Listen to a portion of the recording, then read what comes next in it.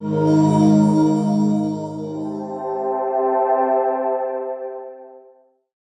word from our sponsor, and that sponsor is me. But it's also students who took CS 169 before you, because like I've said, a lot of the so-called advice that we give really is from them and not from you. And it's basically this very funky idea that we're introducing you to of either start with the test, like write the test before any code, or at least be working on them together. So like you write a line or two of code, then you immediately write a line or two of test to check it before you write any more code. For most people, the first time they do this, it feels weird. It feels like standing on your head or something like that. So this is one of the things that we asked CS 169 students about. Did you actually kind of work at it to get comfortable with this way of developing? And if so, how did you feel it went? Did it help you? Did it hurt you? What would you advise your peers to do?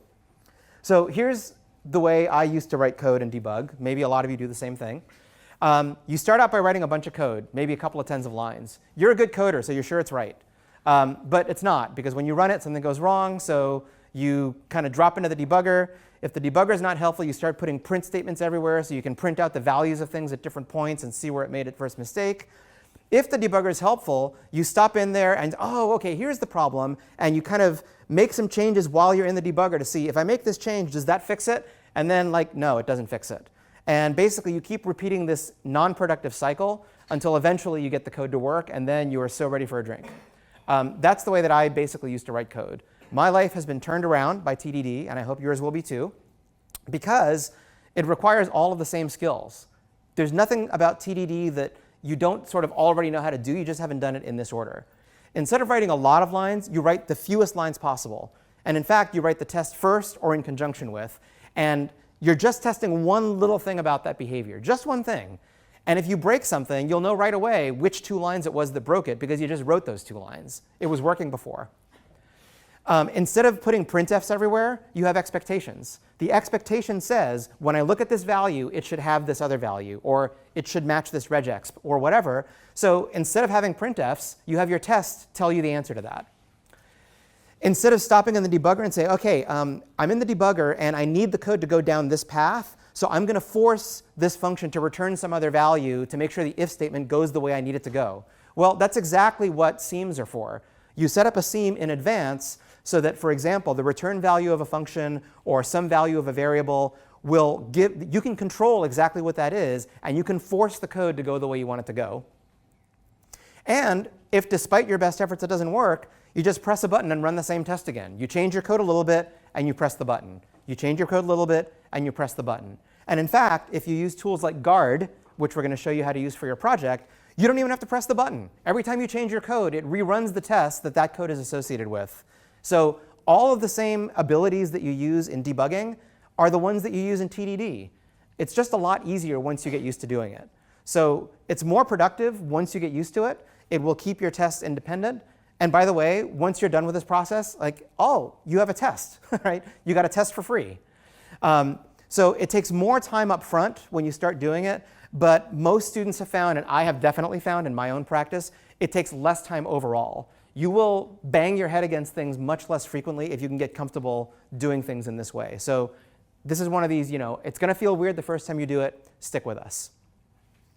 When students were asked about this, the students who brought it up as advice for their future peers, everybody agrees that it is weird at first, but it gets easier. It let you notice bugs faster, and because you were making small changes when you did have a bug, they tended to be easier to find and fix. This is the big thing that I've found, by the way. It's great that you come out of this having free tests, but the real aspect that I think is valuable and is overlooked is if you can write your function in a way that each individual behavior is testable, that's actually a really good function. Most functions aren't that well written. So it helps you organize your code and organize your thoughts. The teams that didn't do it or the students that didn't do it basically wish they had, whether that's not doing TDD or just not having enough tests. There is no worse feeling in the universe. Well, there are probably some worse feelings, but it's a pretty crappy feeling when your customer tells you, hey, I just tried this and I got like an error screen. And it feels so embarrassing. And often it's a silly error. In fact, the kind of error that could have probably been avoided with judicious use of TDD and good test coverage. So if there was a way to sort of help you see that value without having the pain of getting a puzzled phone call from a customer, I would do that, but I don't know if there is. What about dealing with test coverage? Like I said, we're going to set you up so that every time you push to GitHub, not only do your tests get run, but it's going to measure how much C0 coverage you're getting. The teams that had good coverage felt confident that when they developed new features, they weren't breaking stuff that used to work. Code Climate, which we're going to use, that's a tool that runs a bunch of different stylistic analyses on your code and tells you sort of how idiomatic and easy to understand your code would be for another person. It is super, super cool. And when you get a high grade from Code Climate, you're like, yes, I wrote code that is not only functional, but it's beautiful. It does the right thing, and another programmer could understand it.